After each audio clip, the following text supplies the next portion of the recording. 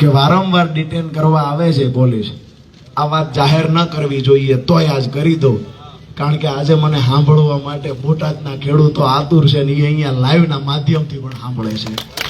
સાથે જ આપણા આજુબાજુ તાલુકાના ખેડૂતો જે બોટાદમાં જાય છે અથવા તો બોટાદ સિવાયના માર્કેટિંગ યાર્ડમાં જ્યાં ખેડૂતો લૂંટાણા છે એ ખેડૂતો આક્રોશ સાથે આપણી વાત સાંભળે છે.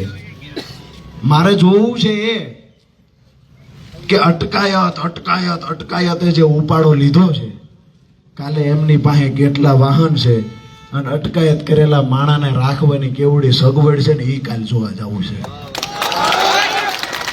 સમજી શકો છો ને મારી વાત? એને કહીએ છીએ ખેતરની અંદર મોટી વાડ કરીને રાખજો, ઢક રાખજો. તમારા પોલીસ સ્ટેશન પાસે એટલા ઓરડા નથી કે જે અમારા ખેડૂતોને સમાવેશ કરી શકશે. તમારી પાસે એટલા ઓરડા નથી. કાલે મોટી સંખ્યામાં, હજારોની સંખ્યામાં ખેડૂતો બોટાદ ઉમટી પડવાના છે. ગાંધી ચિંધ્યા માર્ગે આખી લડાઈ અમે લડવાના છીએ.